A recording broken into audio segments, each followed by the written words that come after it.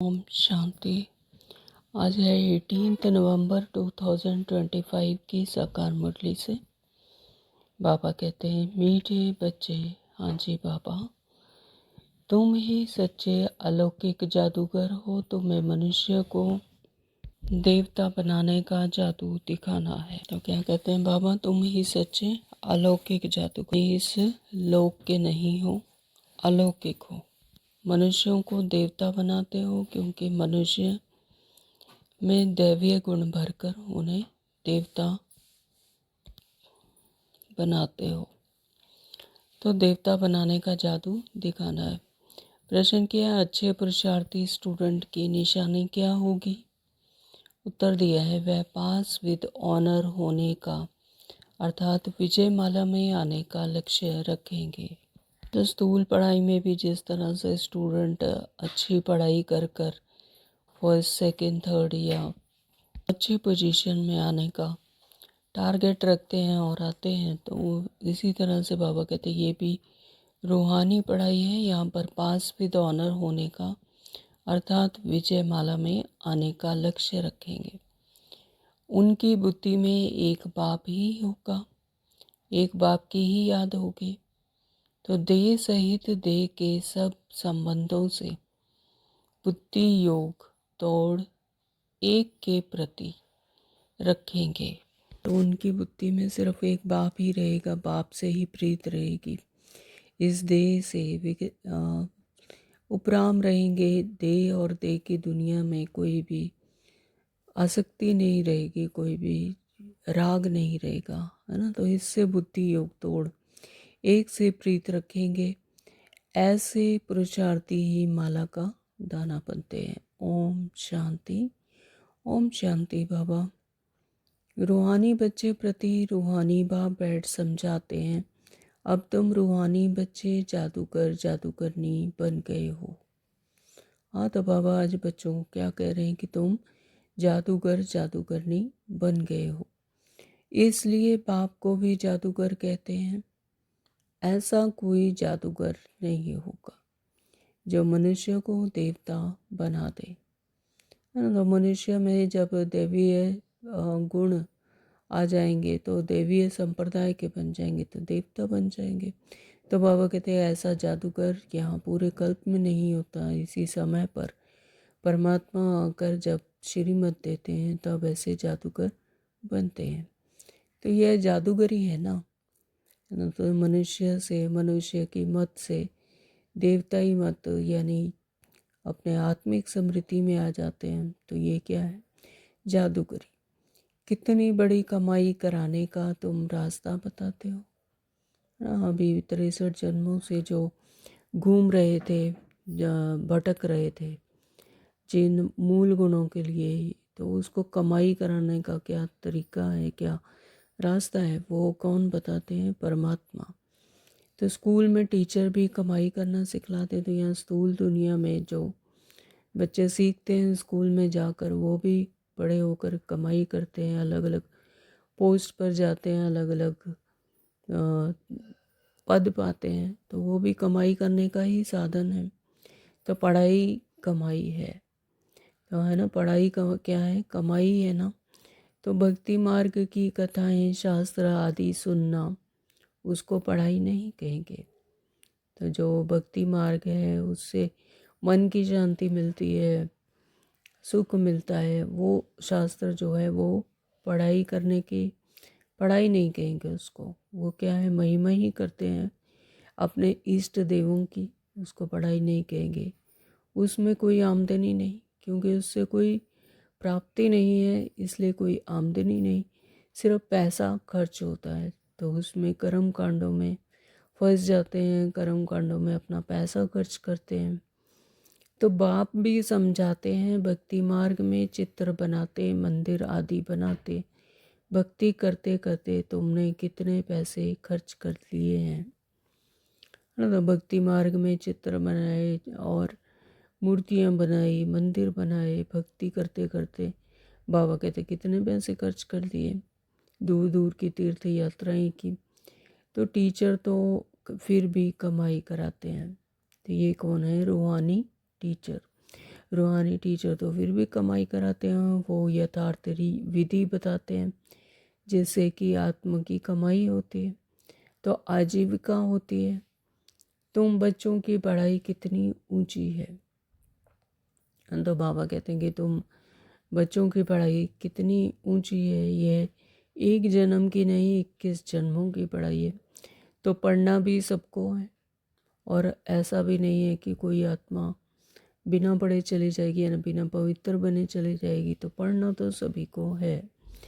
तो तुम बच्चे मनुष्य से देवता बनाने वाले हो।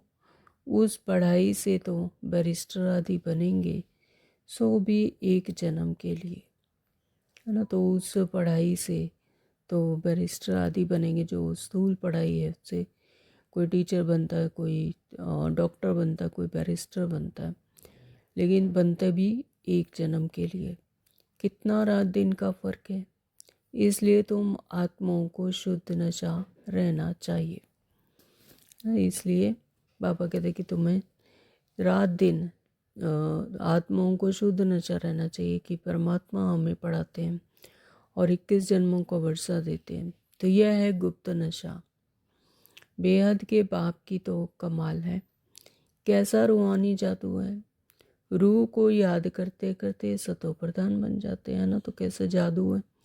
सिर्फ परमात्मा को ही तो याद करना, खुद को आत्मा समझ, रूह समझ परमात्मा पिता को याद करना है, और करते करते ही सतो प्रधान बन जाते हैं। तो जैसे सन्यासी लोग कहते हैं ना, तुम समझो मैं भैंस हूँ, ऐसा समझकर कोठी में बैठ गया, तो बोला मैं भैंस हूँ, कोठी से निकलूँ कैसे, है ना। तो जैसे समझ की बात है। अगर किसी को कहो कि तुम तो भैंस हो, और वो भैंस हूँ बोलते बोलते भैंस ही समझने लगा अपने आप को, और फिर वो समझने लगा कि मैं अब कोठी से निकलूँ कैसे, मैं तो भैंस हूँ। तो अब बाप कहते हैं तुम पवित्र आत्मा थे, अब अपवित्र बने हो, फिर बाप को याद करते करते तुम पवित्र बन जाएंगे, है ना। तो बाबा कहते हैं कि इसीलिए अभी मैं तुम्हें बताता हूँ तुम्हारे सत्य स्वरूप कि तुम पवित्र आत्मा थे। जब तुम ऐसी स्मृति रखोगे तो याद करते करते तुम भी पवित्र बन जाएंगे। तो इस ज्ञान को सुनकर नर से नारायण और मनुष्य से देवता बन जाते हैं।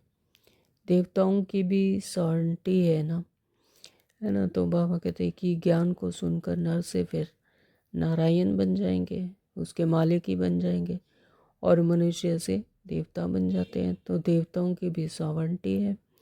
तो तुम बच्चे अब श्रीमत पर भारत की डियटी सॉवर्निटी स्थापन कर रहे हो। बाप कहते हैं अब मैं तुमको श्रीमत देता हूँ, ये राइट है या शास्त्र की मत राइट है। तो शास्त्र किसने बनाए, मनुष्यों ने बनाए, लेकिन परमात्मा तो श्रीमत स्वयं देते हैं, जो रचनाकार है सृष्टि का करण करावनहार, तो वह तो सब हमें श्रीमत देते हैं। तो बाबा कहते हैं कि वो राइट है या शास्त्र की मत राइट है। जो स्वयं परम पिता परमात्मा समझा रहे हैं, जो श्रीमत दे रहे हैं, तो वही राइट है। जज करो। गीता है सर्व शास्त्र शिरोमणि श्रीमत भगवत गीता, है ना। गीता को शिरोमणि शास्त्र कहा गया है, शिरोमणि श्रीमत भागवत गीता कहा गया है, यानी सब शास्त्रों में श्रेष्ठ कहा गया है। तो यह खास लिखा है।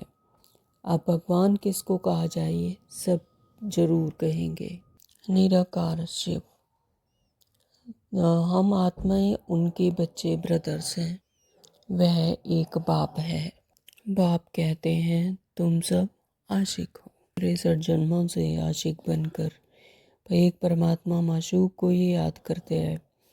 मुझ माशूक को याद करते हो क्योंकि मैंने ही राजयोग सिखाया था, जिससे तुम प्रैक्टिकल में नर से नारायण बनते हो। बाबा कहते हैं कि मैंने ही तुम्हें राजयोग पिछले कल भी सिखाया था, तो जिससे तुम मेरे आशिक बनते हो। मैं ही एक माशूक हूँ, जिससे तुम प्रैक्टिकल में नर से नारायण बनते हो। वह तो कह देते हैं कि हम सत्य नारायण की कथा सुनते हैं, यह कोई समझते थोड़ी हैं कि इससे हम नर से नारायण बनेंगे, है ना। तो सत्यनारायण की कथा स्थूलता में भी सुनते हैं, लेकिन उसे ये नहीं समझते थे कि नर से नारायण कैसे बनते हैं। तो बाप तुम आत्माओं को ज्ञान का तीसरा नेत्र देते हैं, है ना। तो बाबा ही हमें ज्ञान का तीसरा नेत्र देते हैं, यानी वो ज्ञान देते हैं जिससे कि वो ज्ञान चक्षु खोलते हैं, तो तीसरा नेत्र देते हैं जिससे आत्मा जान जाती है। शरीर बगैर तो आत्मा बात कर नहीं सकती। आत्माओं के रहने का स्थान को निर्वाण धाम कहा जाता है। तो आत्माओं के रहने का स्थान जो निर्वाण धाम कहा जाता है, यानी मुक्ति धाम कहा जाता है। तो तुम बच्चों को अब शांति धाम और सुख धाम को ही याद करना है।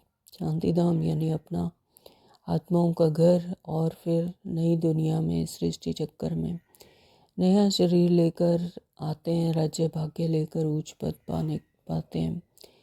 तो इस दुख धाम को बुद्धि से भूलना है। आत्मा को अब समझ मिली है रॉन्ग क्या है, राइट क्या है। 63 जन्मों से ऐसे भक्ति करते आए हैं, अंधेरे में ही तीर मारते आए हैं, लेकिन अब समझ मिली है कि रॉन्ग क्या है और राइट क्या है। कर्म अकर्म विकर्म का राज समझाया है। बाप बच्चों को ही समझाते हैं और बच्चे ही जानते हैं, है ना। तो परमात्मा आत्माओं को समझाते हैं और आत्मा ही जानती है। और मनुष्य तो बाप को नहीं जानते हैं। मनुष्य यानी मन के वश में है जो, वो तो बाप को नहीं जानते हैं। तो बाप कहते हैं यह भी ड्रामा बना हुआ है। तो ये भी ड्रामा अनुसार नूंद है कि जिनको नहीं जानना है तो वो भी ड्रामा में ही है। तो रावण राज्य में सबके कर्म विकर्म ही होते हैं। यहाँ पर क्योंकि कलयुग में आत्माएं विकर्मी है, यानी आत्माएं तमो प्रधानता में है, प्रकृति तमो प्रधान है, तत्व पर तमो प्रधान है। तो कर्म क्या बनते हैं, विकर्म बनते हैं। क्यों? क्योंकि देह में फंस जाते हैं, देह रोल कॉन्शियसनेस में फंस जाते हैं, बॉडी कॉन्शियसनेस में, उसके ही क्रियाकलाप को फिर मैं मेरा लगा देते हैं, तो उसी में फंस जाते हैं। क्यों क्या कैसे क्वेश्चन आ जाते हैं, तो विकर्म बन जाते हैं। सतयुग में कर्म अकर्म होते हैं। सतयुग में तो क्योंकि ये कॉन्शियसनेस रहती है कि मैं आत्मा हूँ और ये मेरा शरीर है, हो गया। सतयुग में कर्म अकर्म होते हैं क्योंकि वहाँ पर कोई विकर्म नहीं होता। आत्मा अपने हायर कॉन्शियसनेस में होती है। कॉन्शियसनेस यानी क्या होता है?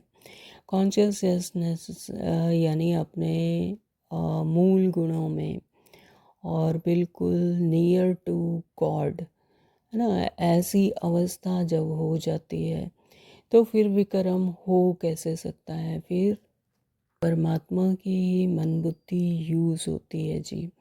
तो जो ये स्थूल मन है, स्थूल बुद्धि है, इसको सिर्फ वो आत्मा लाइट शाइन करती है। ये होता है सुपर कॉन्शियसनेस। कोई भी आत्माएं हैं जब वो अपनी कॉन्शियसनेस में हैं तो वो एक हैं, क्योंकि कॉन्शियसनेस आ कहाँ से रही है? परमात्मा से ही तो आ रही है ना। तो जब वो कॉन्शियसनेस इमर्ज हो जाती है तो फिर वो परमात्मा की ही बुद्धि चलती है। फिर इस मन का, इस स्थूल का, ये 5 तत्वों की दुनिया का जो मन बुद्धि संस्कार है, ये मर्ज हो जाती है। और जो परमात्मा की कॉन्शियसनेस है वो इमर्ज हो जाती है। तो सतयुग में वो कॉन्शियसनेस वहाँ पर होती है, इसलिए कहते हैं सुपर कॉन्शियसनेस। तो उस डिमेंशन में पहुँचने के लिए ही हम सब पुरुषार्थ करते हैं, है ना। तो जिसे कहते हैं कि सुपर कॉन्शियसनेस में के लिए हम अभी पुरुषार्थ कर रहे हैं। तो उस डिमेंशन में पहुंचने के लिए अभी हम पुरुषार्थ कर रहे हैं, इसलिए कहते हैं सुपर कॉन्शियसनेस में जितना जितना आत्मा जाती जाएगी तो फिर ये स्थूल दुनिया का मन बुद्धि काम नहीं करेगा, फिर आत्मा परमात्मा की मन बुद्धि काम करेगी। सुपर कॉन्शियसनेस उसे कहते हैं, सुप्रीम है ना। तो सुप्रीम की फिर उसकी कॉन्शियसनेस काम करती है। तो सतयुग में भी वही कॉन्शियसनेस होता है, इसलिए कर्म अकर्म होते हैं। तो कोई पूछे वहाँ बच्चे आदि नहीं होते हैं, बोलो कहा उसको कहा ही जाता है वाइसलेस वर्ल्ड। तो वहाँ यह 5 विकार कहाँ से आए, है ना, तो काम क्रोध लोभ मोह अहंकार। तो जो यहाँ पर कलयुग में बच्चे पैदा होते हैं वो यहाँ की मन बुद्धि से होते हैं, इसलिए विकारी हैं, विकार पैदा होता है ना। लेकिन सतयुग में उस योग बल से होते हैं, उसी सुपर कॉन्शियसनेस से होते हैं, उसमें देह की ज़रूरत नहीं है, सिर्फ संकल्प आते हैं और बच्चा पैदा होता है, यानी आत्मा नीचे उतरती है ना। तो यह तो बहुत सिंपल बात है। तो यह बाप बैठ समझाते हैं, जो राइट समझते हैं वह तो झट खड़े हो जाते हैं। हाँ, तो जिनको समझ आता है अंदर वो कशिश होती है, जिनको अंदर टच करता है तो वो तो झट खड़े हो जाते हैं, यानी वो ज्ञान को धारण करते हैं। कोई नहीं भी समझते हैं तो आगे चलकर समझ में आ जाएगा। तो क्या होगा कि धीरे धीरे जैसे ही उनकी कॉन्शियसनेस जागेगी, उनकी स्मृति जागेगी, तो उनका ज्ञान का तीसरा नेत्र खुलेगा तो उन्हें भी समझ आ जाएगा। तो ये भी बाबा ने कई बार कहा है कि जिसका जैसा टाइम होगा उसको तभी अवेयरनेस आएगी, है ना। वही है कि फूल हैं, फूल की पंखुड़ियाँ अपने आप खिलती हैं, तो वो उसे कहा जाएगा फूल खिला है, यानी आत्मा को समझ उसी समय पर आएगी जब उसका अंदर से एक एक कली खुलेगी, अंदर से वो कॉन्शियसनेस उसकी खुलेगी, स्मृति आएगी। अगर फूल की पंखुड़ियों को ज़बरदस्ती खोला जाए तो उसे खिला नहीं कहा जाएगा। तो सेम ऐसा ही है। तो यहाँ पर भी आगे चलकर सभी की समझ अपने आप उसको आ जाएगा। तो क्षमा पर पतंगे आते हैं, चले जाते हैं, फिर आते हैं, तो यह भी क्षमा है। तो यह क्षमा कौन है? परमात्मा। और हम सब क्या हैं? पतंगे। तो जब सब जलकर ख़त्म होने हैं, जब अपने आप को ख़त्म कर लिया कि मैं हूँ ही नहीं, जब मैं हूँ, जब ये भी आता है तो ये भी अभिमान है, जब ये सब ख़त्म होगा तब फिर यह फिर क्षमा ही है। तो यह भी समझाया जाता है। बाकी क्षमा कोई है नहीं, वह तो कॉमन है। तो यह भी बाबा ने समझाने के लिए कहा है कि क्षमा और पतंगों की बात मनुष्य को समझ आती है, क्योंकि तो यहाँ पर इसलिए इसको परमात्मा को क्षमा कहा है, वह तो कॉमन है।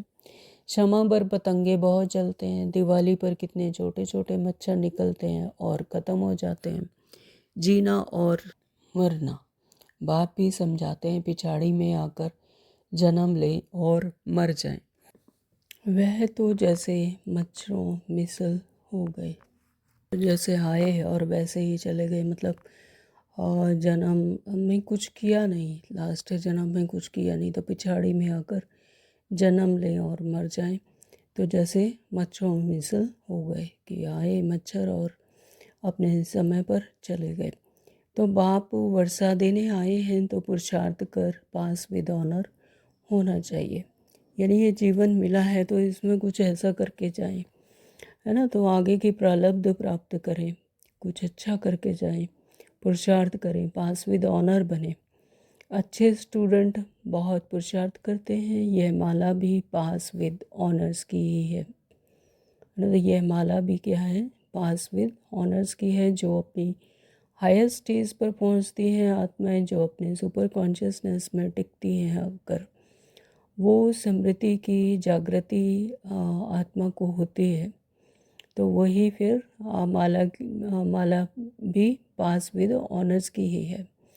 जितना हो सके पुरुषार्थ करते रहो, विनाश काले विपरीत बुद्धि कहते हैं। इस पर भी तुम समझा सकते हो, है। तो जब विनाश होने को होता है तो बुद्धि भी क्या हो जाती है? बुद्धि को कुछ समझ नहीं आता, तो वो उलझ जाती है, विपरीत हो जाती है, यानी बुद्धि ने भी काम लेना बंद कर देती है। तो ऐसा ही है, बाबा कहते हैं कि विनाश काले विपरीत बुद्धि। इसीलिए कलयुग में जब परमात्मा आकर स्मृति देते हैं और फिर आत्माएं उस पर विश्वास नहीं करती, लेती नहीं है ज्ञान को, तो वो वैसा ही है कि विनाश काले विपरीत बुद्धि।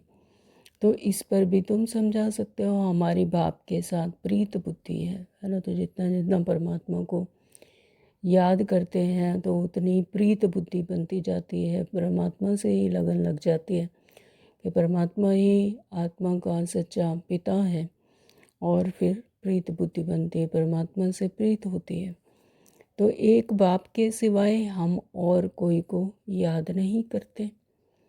बाप कहते हैं दे सहित दे के सब संबंध छोड़ मामे कम याद करो। तो बाबा सारे ज्ञान का एसेंस ही यही है कि अपने दे और दे के संबंध जो कि झूठे हैं, जो कि ड्रीम वर्ल्ड के हैं, उसको छोड़कर मामे कम याद करो। अपने सत्य स्वरूप में आओ, अपने आप को पहचानो कि हम कौन हैं।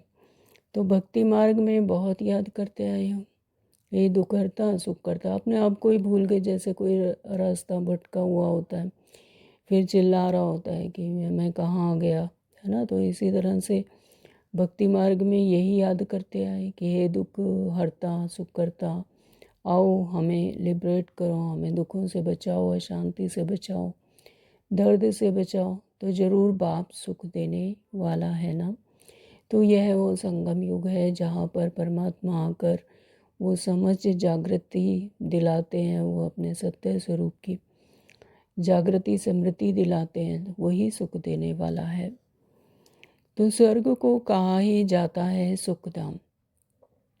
स्वर्ग को ही सुखधाम कहा जाता है क्योंकि वहाँ पर आप आत्मा अपने पूरे सुपर कॉन्शियसनेस में होती है। जैसे चंद्रमा होता है वो अपनी संपन्न स्टेज पर कैसा चमक होती है उसमें, उसी तरह आत्मा में भी सभी सब गुण होते हैं। और स्वर्ग में बिल्कुल आत्मा एकदम एबंडेंस में होती है, संपूर्णता में होती है।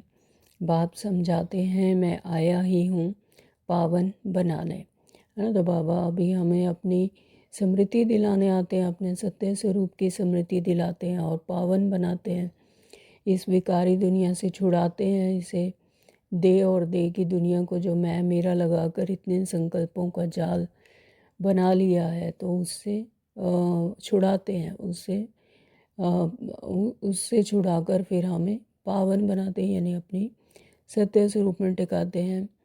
तो बच्चे जो काम चिता पर बैठ भस्म हो गए हैं, तो काम क्रोध लोभ मोह अहंकार, यहीं पर कलयुग में जब देह में फंस गई, पांच तत्वों की दुनिया में फंस गई, तो फिर विकारी होती गई। तो बच्चे जो काम चिता पर बैठकर फिर अभी भस्म हो गए हैं, उन पर आकर ज्ञान की वर्षा करता हूँ। तो बाबा उन पर ही आकर फिर जो विकारी हैं सभी हम आत्माएं, हम पर फिर आकर ज्ञान की वर्षा करते हैं। तो तुम बच्चों को योग सिखलाता हूँ, हम बच्चों को बाबा फिर योग सिखलाते हैं, कनेक्टिविटी बनाते हैं। संगम युग पर संगम होता है परमात्मा और आत्मा का, और परमात्मा आत्मा को वैसे ही संपूर्ण जो कि उसका सत्य स्वरूप है उसमें टिकाती है, उसमें योग सिखलाते हैं। तो बाप को याद करो तो विक्रम विनाश हो, है ना। तो बाबा को जितना जितना याद करेंगे, जितना जितना परमात्मा के संग में रहेंगे, तो जैसा संग वैसा रंग, तो फिर विक्रम विनाश होंगे। यानी अपने आत्मिक समृद्धि में टिकेगी। जितना अपने आत्मिक समृद्धि में रहेंगे और इस देह और देह की दुनिया को जितना साक्षी होकर देखेंगे, उतना विक्रमों से उपराम होंगे, विक्रम विनाश होंगे और तुम परिस्थान के मालिक बन जाएंगे। परिस्थान यानी सतयुग, तो परियों के रहने का स्थान। तो ऐसे सतयुग के हम मालिक बन जाएंगे। तुम भी जादूगर ठहरे ना। तो बाबा हमें भी क्या कहते हैं, जैसा बाबा वैसे ही हम बच्चे हैं। तो बाबा हमें क्या बनाते हैं, जादूगर बनाते हैं, जो पतित से पावन बनाते हैं, जो मनुष्य से देवता बनाते हैं। तो ऐसा जादूगर हमें एक परमात्मा ही बनाते हैं। बच्चों को नशा रहना चाहिए, हमारी ये सच्ची सच्ची जादूगरी है ना। बच्चों को यह खुशी रहनी चाहिए, ये नशा रहना चाहिए कि हम कितने सच्चे सच्चे जादूगर बनते हैं, हम देवी देवता बनते हैं, उस नई दुनिया में जाते हैं जहाँ सुख ही सुख है, आनंद ही आनंद है। यहाँ स्थूल वस्तुओं में जो ढूंढ रहे हैं, देहों में ढूंढ रहे हैं, एक दूसरे से मांग रहे हैं, तो यहाँ पर वो सच्चा सुख है ही नहीं। तो सच्चा सच्चा जादूगर हमें कौन बनाते हैं? परमात्मा श्रीमत देकर। कोई कोई बहुत अच्छे होशियार जादूगर होते हैं, क्या क्या चीज़ें निकालते हैं। यह जादूगरी फिर अलौकिक है ना। तो स्थूल दुनिया में जो जादूगर होते हैं वो तो कितने होशियार होते हैं और कितनी तरह के कर्तव्य दिखाते हैं। तो क्या क्या चीज़ें निकालते हैं। कोई रुमाल से कोई पक्षी बना देते हैं, उड़ा देते हैं, शरीर को काट देते हैं, फिर जोड़ देते हैं। इस तरह से कई तरह के जादूगर दिखाते हैं, जो कि सिर्फ आँखों का धोखा ही होता है। लेकिन यहाँ पर बाबा हमें क्या सिखाते हैं? अलौकिक जादूगरी दिखाते हैं। अपने आत्मिक स्वरूप में, अपने सत्य स्वरूप में जब आत्मा टिकती है तो फिर उसके मूल गुण, उसके दिव्य गुण उसमें जागृत होते हैं और वो अपना सुख, शांति, आनंद, संपन्नता, हर तरह की शक्तियाँ, खजाने, है ना, सब उसको इमर्ज होने लगते हैं और अलौकिक होते। ये सब क्या है? जादूगरी अलौकिक है। तो बाबा कैसे जादूगरी करते हैं? अर्थात सिवाय एक के और कोई सिखला ना सके। तो एक परमात्मा ही है जो हमें सिखाता है और कोई नहीं सिखा सकता। तो तुम जानते हो हम मनुष्य से देवता बन रहे हैं। अभी हम क्या बन रहे हैं? मनुष्य से देवता बनते हैं। देवता यानी देने वाला, मनुष्य है मांगने वाला, मनुष्य है मन की मत पर चलने वाला और देवता है अपने आत्मा की समृद्धि पर चलने वाला। कि मैं हूँ ये आत्मा। तो यह शिक्षा है ही नई दुनिया के लिए। तो ये जो शिक्षा है ये इस दुनिया के लिए नहीं है। यहाँ पर तो जैसा जैसा जो चल रहा है वो वैसा ही चलता रहेगा, लेकिन ये क्या है? नई दुनिया के लिए है ना। तो नई दुनिया में ही राज्य भाग्य पाएंगे, वहाँ उच्च पद पाएंगे, तो वहाँ सुख में होगा। तो वही नई दुनिया के लिए यह शिक्षा है। उनको सतयुग न्यू वर्ल्ड कहा जाता है। अभी हाँ तुम संगम युग पर हो। तो ये क्या है? संगम युग, यहाँ पर आत्मा और परमात्मा का संगम है।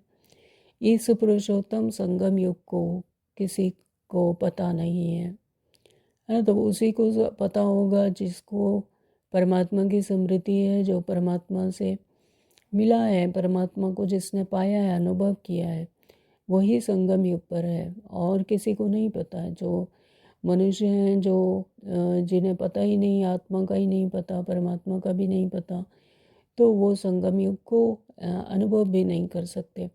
तो तुम कितना उत्तम पुरुष बनते हो। तो बाबा कहते हैं कि तुम्हें तो इस बात की कितनी खुशी होनी चाहिए कि तुम कितना उत्तम बनते हो। बाप आत्माओं को ही समझाते हैं। क्लास में भी तुम ब्राह्मणियाँ जब बैठती हो तो तुम्हारा काम है पहले पहले सावधान करना है। तो भाइयों बहनों, अपने को आत्मा समझ कर बैठो। तो बाबा हमें ये समझा नहीं देते हैं कि जब ब्राह्मणियाँ क्लास में बैठती हैं तो एक बारी ज़रूर सभी को सावधान कर देना चाहिए, क्योंकि ये स्थूल दुनिया है ना। तो स्थूल दुनिया में देह में फंसी होती है, देह के कर्म कांडों में फंसी होती है, देह की ही या बातें याद आती हैं। तो एक बारी ज़रूर सावधान कर देना चाहिए कि भाई अपने आप को आत्मा समझकर बैठो। तो 1 मिनट के साइलेंस में एकाग्र होकर अपने को आत्मा समझकर परमात्मा को याद करेंगे।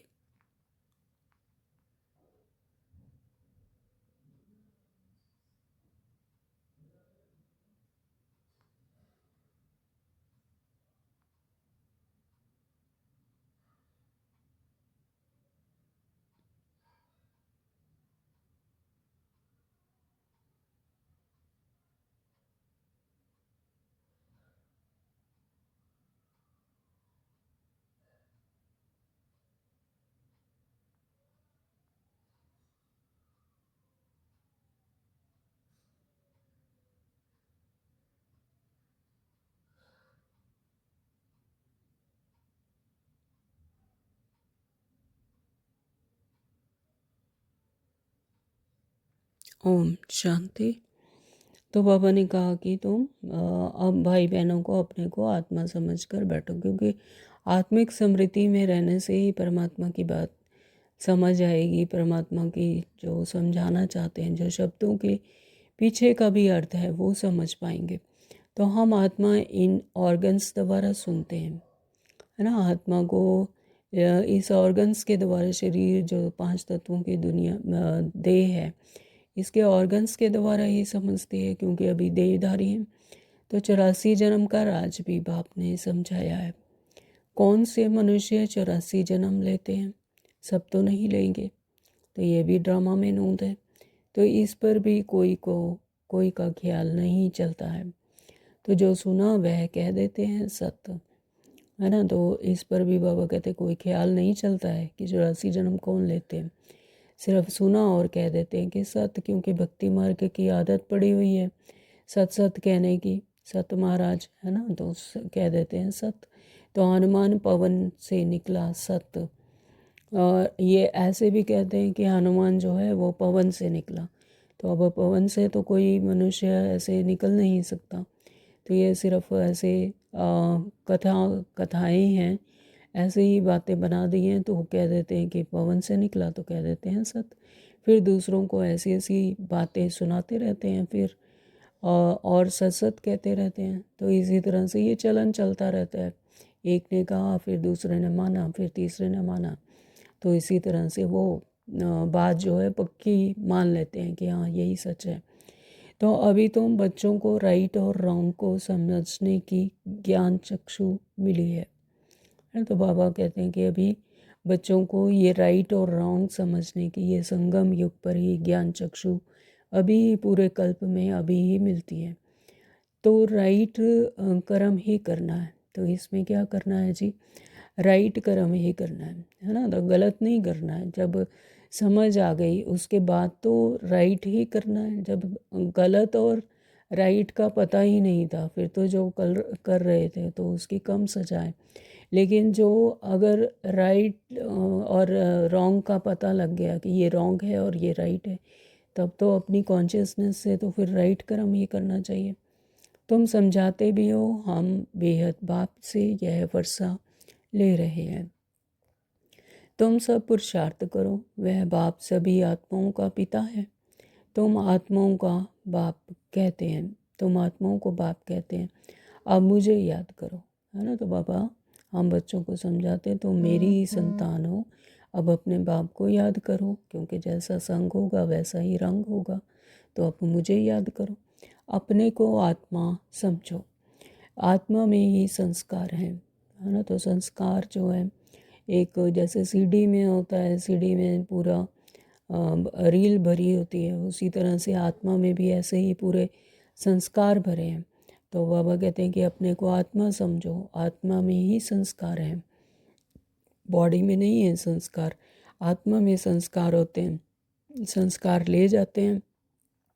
कोई का नाम छोटेपन में बहुत हो जाता है तो समझा जाता है इसने अगले जन्म में ऐसे कोई कर्म किए होंगे, है ना। किसी का छोटेपन में ही बचपन में ही बहुत नाम हो जाता है, तो उसको ऐसे तो नहीं है कि वो उसने छोटेपन से ही इतनी प्रारब्ध पाली, तो वो ज़रूर उसके पिछले जन्म का ही कोई उसने ऐसे कर्म किए होंगे, तभी तो उसको इस जन्म में ऐसे नाम हो जाता है, क्योंकि उसके जो पिछले कर्म हैं वो उसकी प्रारब्ध इस जन्म में उसको सहायता कर रही है, उसकी मदद कर रही है और उसका नाम हो रहा है।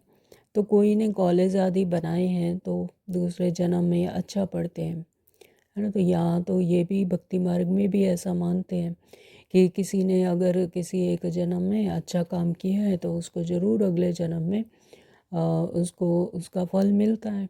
तो इसी तरह से अगर किसी ने कॉलेज बनाए हैं, किसी ने ऐसे शिक्षा वाले कोई काम किए हैं, फ्री में शिक्षा बांटी है या इस तरह से काम किए हैं, तो ज़रूर वो अगले जन्म में अच्छा पढ़ते हैं। तो कर्मों का हिसाब किताब है ना, देहभान में कर्मों का हिसाब किताब है, क्योंकि 63 जन्मों से तो देह में ही फंसे हुए थे, है ना। तो ना तो परमात्मा की आने की नून थी कि जो बताए कि नहीं तुम देह नहीं हो, तुम आत्मा हो, है ना। तो ये तो बताने का कब है? संगम युग पर ही होता है। संगम युग पर भी परमात्मा आकर बताते हैं, तब परमात्मा को स्मृति आती है। लेकिन जब वो देह के जो 63 जन्म है उसमें देह के ही क्रियाकलाप में फंसा हुआ है, तो देह में फंसा हुआ, तो फिर वहाँ तो हिसाब किताब कर्मों का होता है। तो बाबा कहते हैं कि कर्मों का हिसाब किताब है ना, फिर इसीलिए उनको एक जन्म में जो उन्होंने अच्छा किया तो उसको ज़रूर अगले जन्म में अच्छा फल मिलता है। सतयुग में विकर्म की कोई बात ही नहीं होगी, कर्म तो ज़रूर करेंगे, है ना। तो सतयुग में तो कोई विकर्म की बात नहीं है, वहाँ पर तो अपने सुपर कॉन्शियसनेस में रहती है आत्मा, अपनी आत्मिक समृद्धि में रहती है, अपना संपन्नता में रहती है। तो वहाँ तो कोई विकर्म ही नहीं बनते, उसे पता है कि मैं आत्मा हूँ और ये कर्म है जो ये मैं अपने इस 5 तत्वों की देह को लाइट शाइन कर रही हूँ, तो इसलिए ये कर्म हो रहा है। तो इसलिए वहाँ पर कोई विकर्म की बात ही है ही नहीं, और वहाँ विकर्म होते भी नहीं क्योंकि सतोगुणी होती है आत्मा, प्रकृति सतोगुणी है। वहाँ इच्छा ही नहीं पता कि इच्छा होती क्या है ना। इच्छा मात्रम अविद्या होती है, तो इसलिए पता ही नहीं कि कर्म विकर्म क्या होते हैं। ना ही ऐसी बुद्धि होती है, ना संकल्प होते हैं, सभी के एक ही तरह के संकल्प होते हैं, तेरा मेरा, ईर्ष्या द्वेष ये सब होता ही नहीं। तो कर्म तो ज़रूर करेंगे, राज्य करेंगे, खाएंगे, परंतु उल्टा कर्म नहीं करेंगे। ये कहाँ की बात है? सतयुग के। तो उनको कहा ही जाता है राम राज्य। यहाँ है रावण राज्य। यहाँ पर रावण राज्य होता है क्योंकि यहाँ पर देह में फंसी हुई होती है आत्मा, और आत्मा को कोई वश नहीं चलता है। आत्मा अपने मन बुद्धि संस्कार के, जो कि रावण राज्य के आसुरी बन चुके हैं, उसके वश होती है। इसलिए यहाँ पर है ही रावण राज्य। अभी तुम श्रीमत पर राम राज्य स्थापन कर रहे हो, वह है नई दुनिया। पुरानी दुनिया पर देवताओं की परछाई नहीं पड़ती है ना। तो पुरानी दुनिया पर देवताओं की परछाई नहीं पड़ती है। पुरानी दुनिया में देवता नहीं होते हैं और नई दुनिया में असुर नहीं होते हैं, दोनों ही अलग अलग हैं। तो लक्ष्मी का जड़ चित्र उठाकर रखो तो परछाई पड़ेगी, चैतन्य की नहीं पड़ सकती, है ना। तो उसका जड़ चित्र है जो वो भी अभी तक सेवा कर रहे हैं, अभी तक उनसे मनुष्य को शांति मिल रही है, सुख मिल रहा है, अभी भी उनके आगे हाथ जोड़कर मांगते हैं। तो अभी तक उनकी परछाई पड़ रही है, लेकिन चैतन्य की तो पड़ नहीं सकती क्योंकि लक्ष्मी का तो यहाँ पर नहीं हो सकती है। तमो प्रधान दुनिया में लक्ष्मी नहीं आएगी, उसके लिए नई दुनिया की रचना हो रही है। तो तुम बच्चे जानते हो सबको पुनर्जन्म लेना ही है। नार की कंगनी कुएं से पानी निकालने की एक विधि होती है ना, फिरती रहती है। तो बाबा कहते हैं कि जैसे कि नार की कंगनी, कुएं से पानी निकालने के वो जो चक्कर होता है, चक्कर फिरता रहता है, तो एक विधि होती है पानी निकालने की। तो इसी तरह से यह चक्र भी चलता रहता है। तो यह भी तुम्हारा चक्र फिरता रहता है। इस पर ही दृष्टांत समझाए जाते हैं।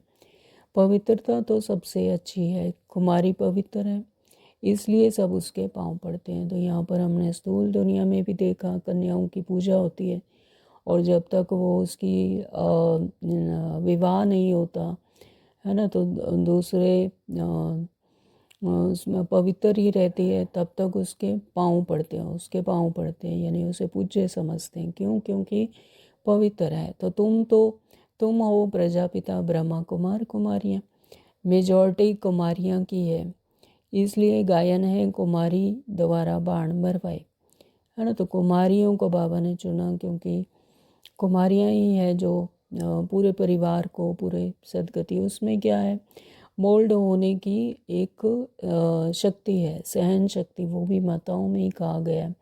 तो कुमारियाँ की इसलिए बाबा ने कहा कि मेजॉरिटी कुमारियों की है, इसलिए गायन है कुमारी द्वारा बाण मरवाए, यानी उनके द्वारा ही शिक्षा दिलवाई। तो यह है ज्ञान बाण। तुम प्रेम से बैठ समझाते हो, बाप सतगुरु तो एक ही है, वह सर्व का सदगति दाता है। भगवान उवाच मन मना भव, यह है भी मंत्र है ना। तो हमारे क्या मंत्र हैं? भगवान उवाच मन मना भव, अपने मन, मनुष्य के मन बुद्धि संस्कार को परमात्मा को सौंप दो। तो अपने को आत्मा समझ बाप को याद करो, अपने को आत्मा समझो, ये देह नहीं समझो। तो वह आत्मा समझकर परमात्मा को याद करो। तो यह है गुप्त मेहनत। आत्मा ही तमो प्रधान बनी है, फिर सतो प्रधान बनना है। बाप ने समझाया है आत्माएं और परमात्मा अलग रहे बहुकाल, है ना। तो आत्मा और परमात्मा 63 जन्मों से दूर थी, यानी 84 जन्मों से ही कहो कि, क्योंकि सतयुग में भी परमात्मा की तो कोई स्मृति होती नहीं। तो बाबा राज्य भाग्य देकर फिर शांति धाम में चले जाते हैं। तो बहुकाल आत्माएं और परमात्मा बहुकाल से अलग थी। तो जो पहले पहले बिछड़े हैं मिलेंगे भी पहले उनको, इसलिए बाप कहते हैं लाडले सिकलते बच्चों, है ना। तो जो सबसे पहले ही बिछड़े हैं तो वही फिर सबसे पहले मिलेंगे। तो इसीलिए बाबा उन्हें कहते हैं लाडले सिकलते बच्चे, कि सिकलते बच्चे यानी ढूंढ ढूंढ कर निकाले हुए बच्चे। तो बाबा हमें लाडले बच्चे, मीठे बच्चे, सिकलते बच्चे कहते हैं रोज। तो बाप जानते हैं कब से भक्ति शुरू की है, आधा आधा है, आधा कल्प ज्ञान, आधा कल्प भक्ति। तो ये भक्ति मार्ग भी द्वापर से शुरू होती है।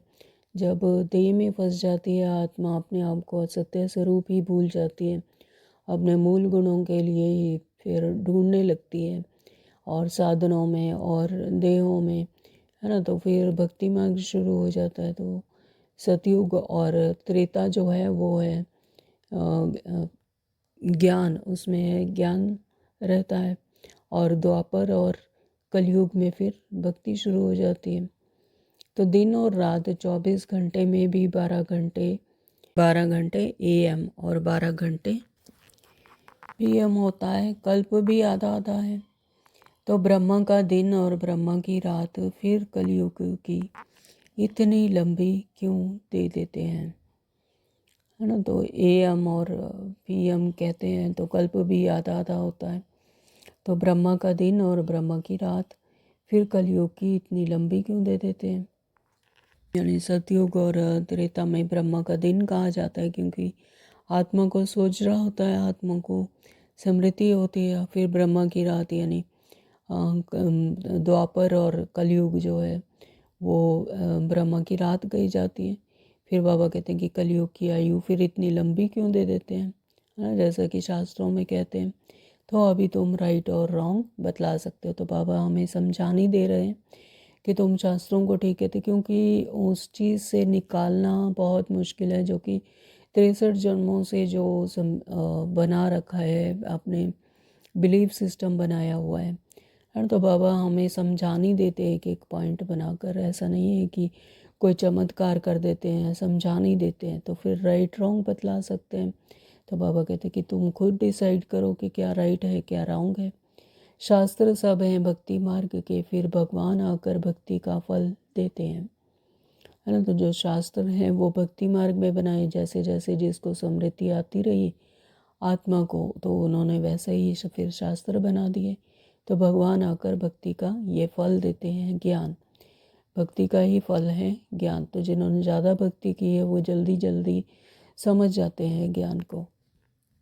बाबा कहते हैं भक्तों का रक्षक कहा जाता है ना, है ना। तो भक्ति का फल भी तो देने वाले परमात्मा ही है, भक्तों का रक्षक भी कहा जाता है। आगे चल तुम सन्यासी आदि को बहुत प्यार से बैठ समझाएंगे।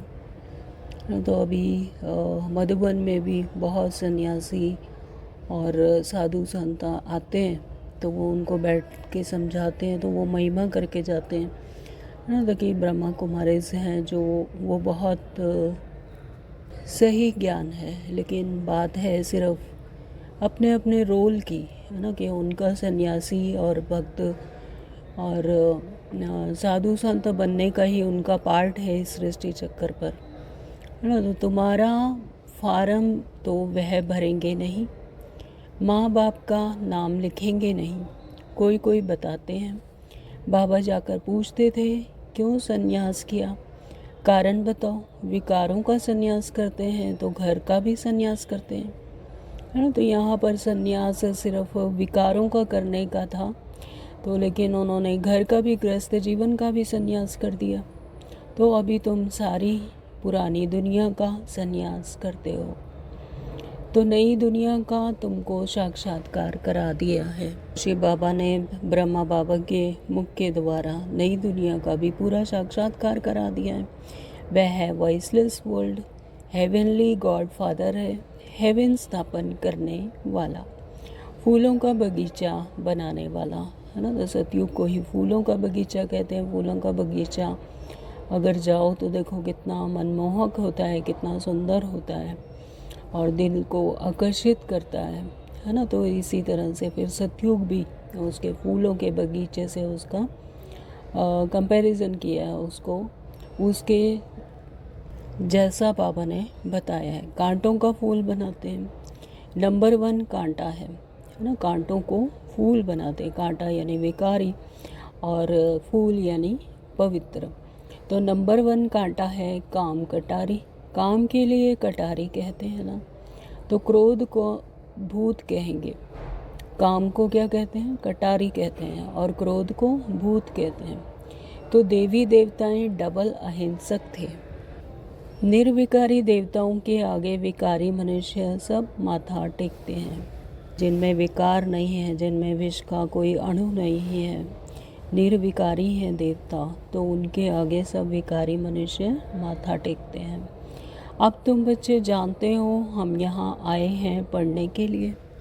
बाकी उन सत्संगों आदि में जाना वह तो कॉमन बात है। स्थूल दुनिया के जो सत्संग गाए जाते हैं वहाँ पर भी अच्छी बातें सिखाई जाती हैं, है ना। तो वहाँ पर भी सत्कर्म ही सिखाए जाते हैं। लेकिन बाबा कहते हैं कि वो तो कॉमन बात है। क्यों? क्योंकि वहाँ पर मनुष्य मनुष्य को समझा रहे हैं। ईश्वर सर्वव्यापी कह देते हैं। वहाँ क्या गलती करते हैं कि ईश्वर को सर्वव्यापी कह देते हैं कि पत्थर ढीकर में भी और नदी तालाबों में भी, सब में, हर जगह ईश्वर है। तो बाप कभी सर्वव्यापी होता है क्या?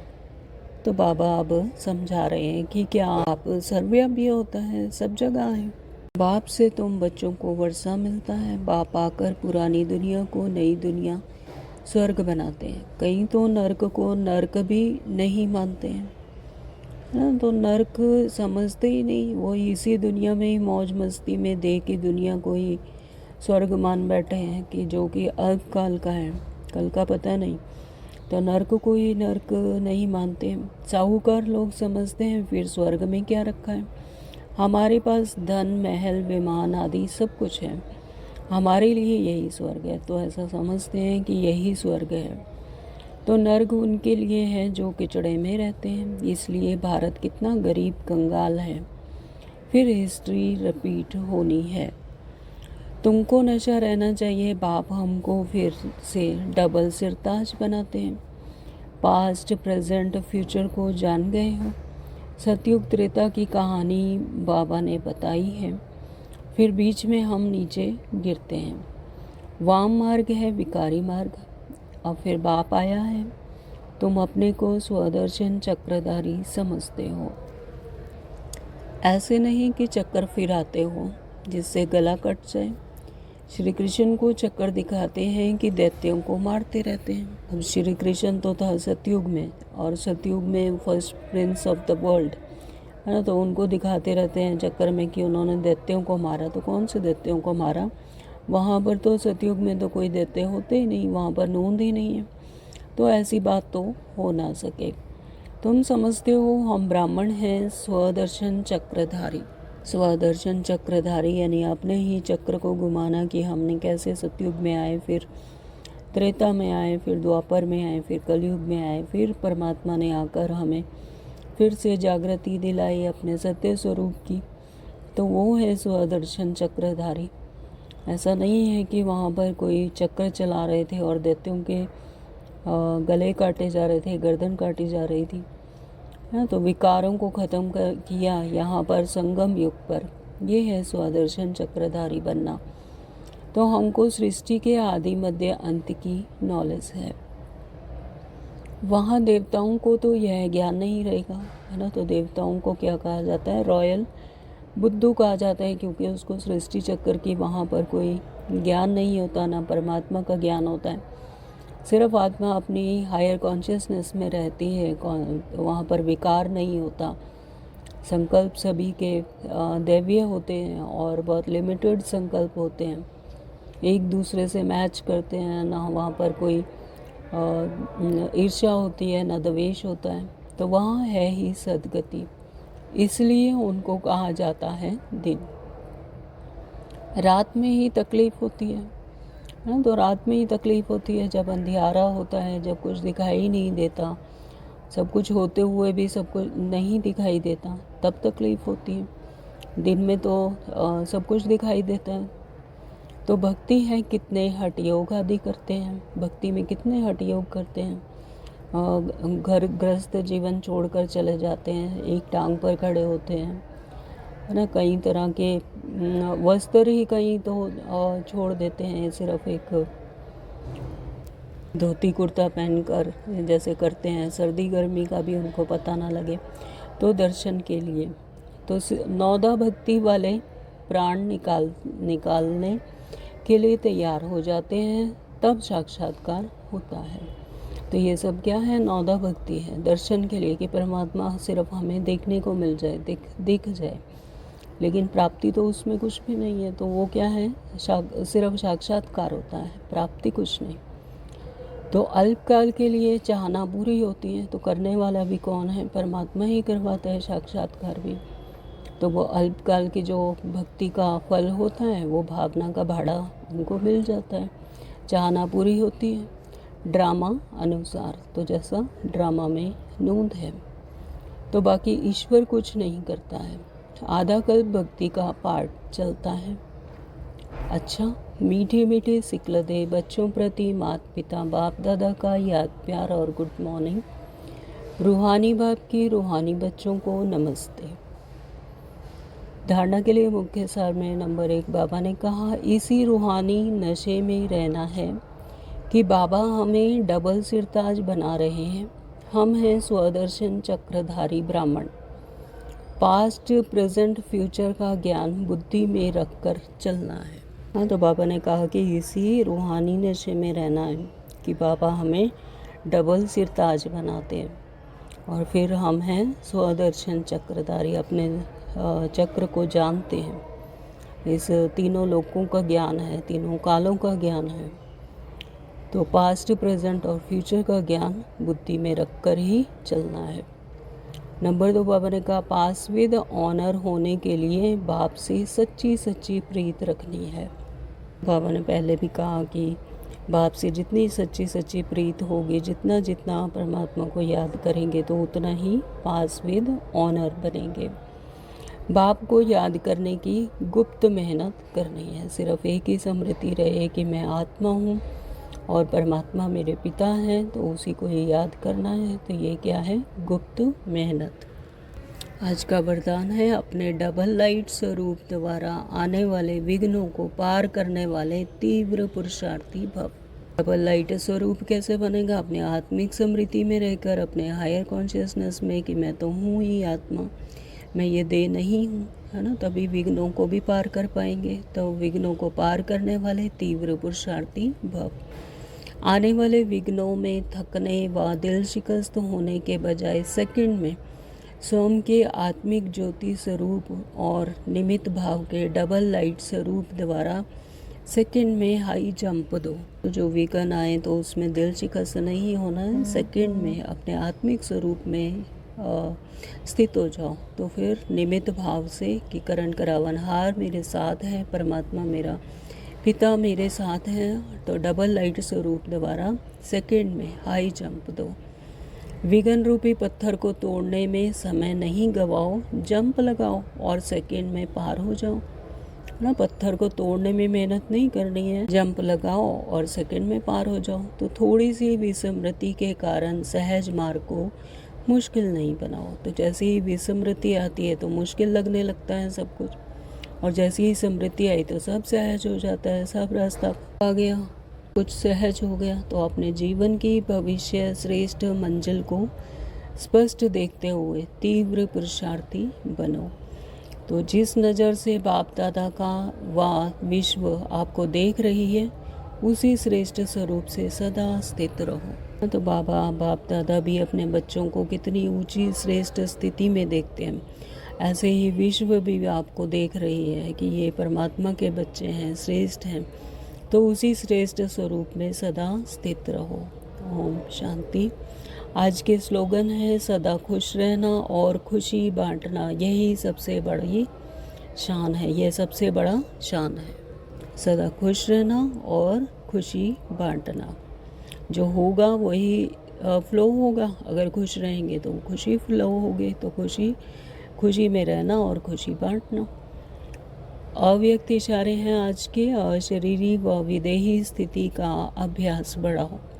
अब संगठित रूप में एक ही शुद्ध संकल्प अर्थात एक रस स्थिति बनाने का अभ्यास करो, तब ही विश्व के अंदर शक्ति सेना का नाम वाला होगा।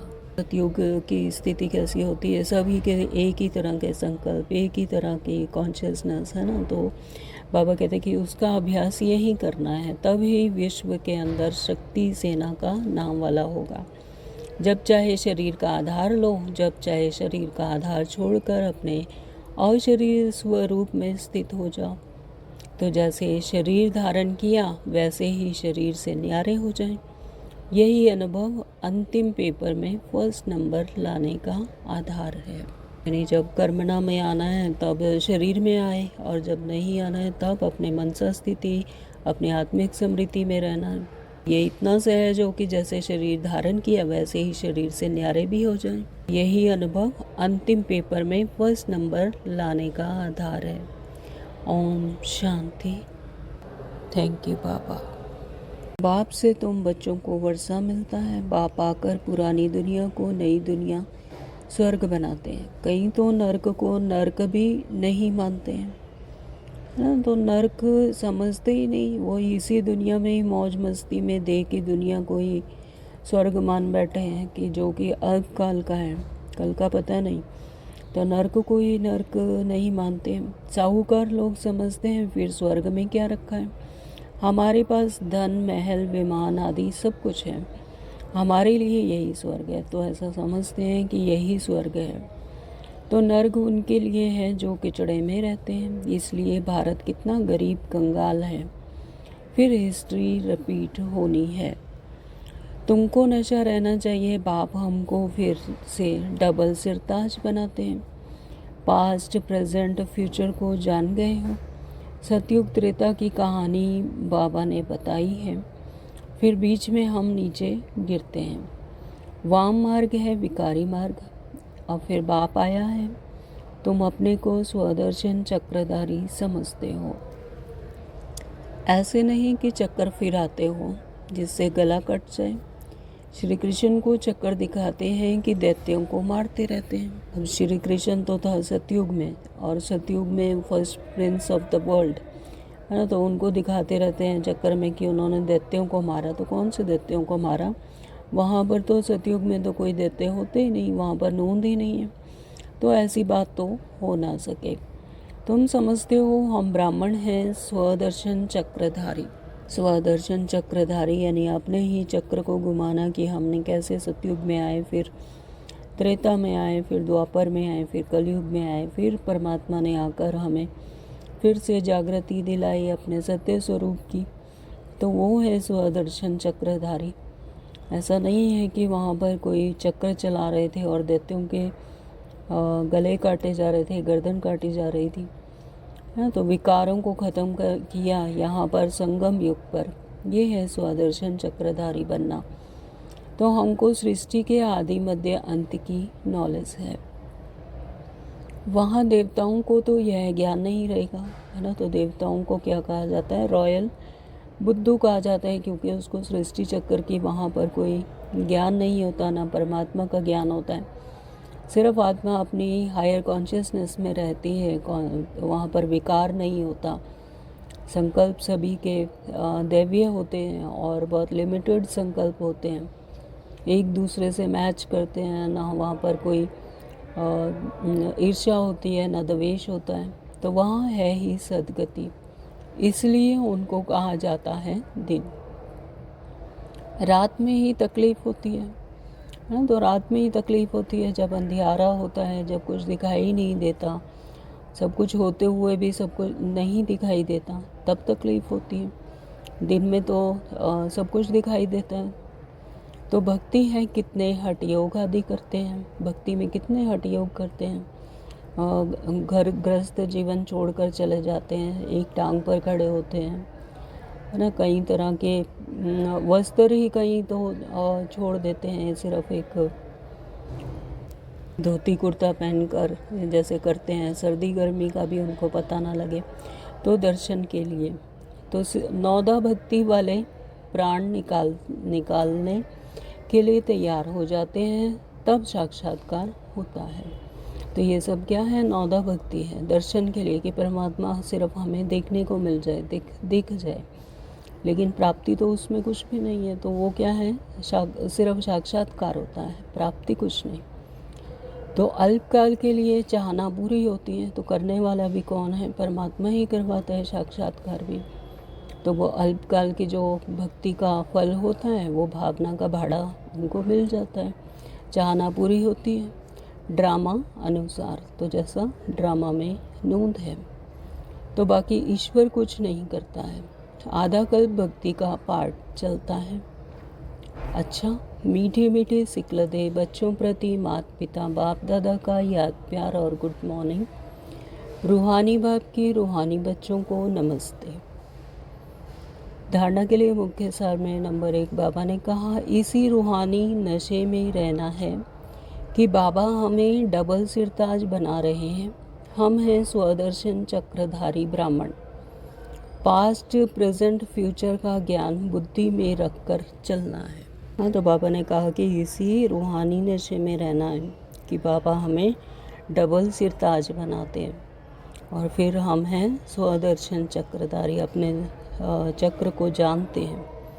इस तीनों लोकों का ज्ञान है, तीनों कालों का ज्ञान है।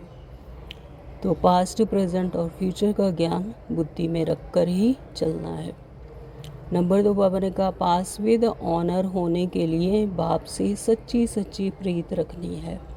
बाबा ने पहले भी कहा कि बाप से जितनी सच्ची सच्ची प्रीत होगी, जितना जितना परमात्मा को याद करेंगे, तो उतना ही पास विद ऑनर बनेंगे।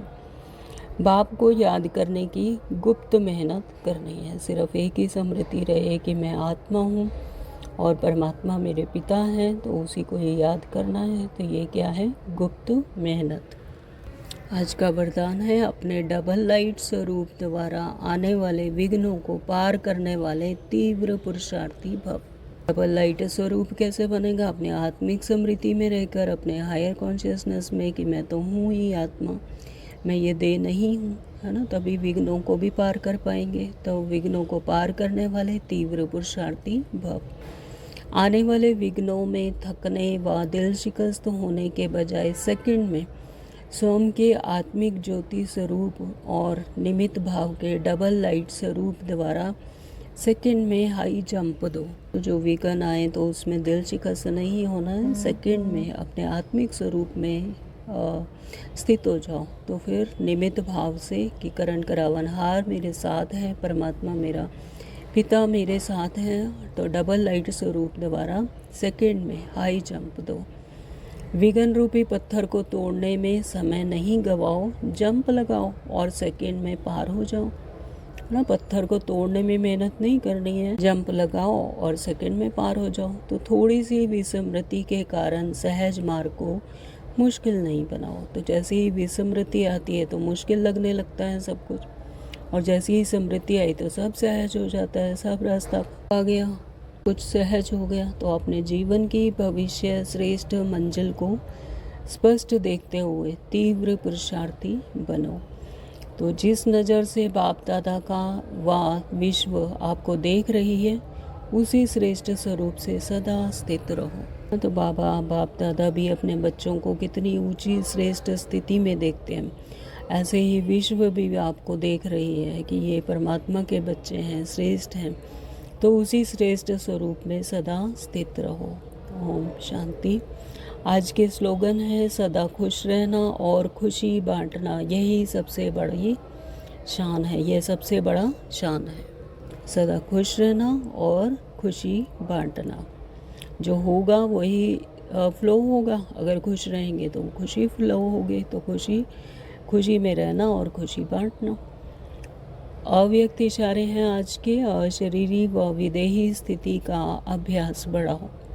अब संगठित रूप में एक ही शुद्ध संकल्प अर्थात एक रस स्थिति बनाने का अभ्यास करो, तब ही विश्व के अंदर शक्ति सेना का नाम वाला होगा। सतयुग की स्थिति कैसी होती है, सभी के एक ही तरह के संकल्प, एक ही तरह की कॉन्शियसनेस है ना। तो बाबा कहते हैं कि उसका अभ्यास यही करना है, तब ही विश्व के अंदर शक्ति सेना का नाम वाला होगा।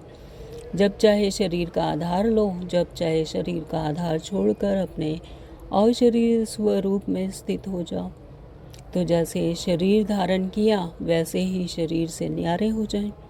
यही अनुभव अंतिम पेपर में फर्स्ट नंबर लाने का आधार है। यानी जब कर्मणा में आना है तब शरीर में आए, और जब नहीं आना है तब अपने मनसा स्थिति, अपने आत्मिक स्मृति में रहना है। ये इतना सहज हो कि जैसे शरीर धारण किया वैसे ही शरीर से न्यारे भी हो जाएं। यही अनुभव अंतिम पेपर में फर्स्ट नंबर लाने का आधार है। ओम शांति। Thank you Baba.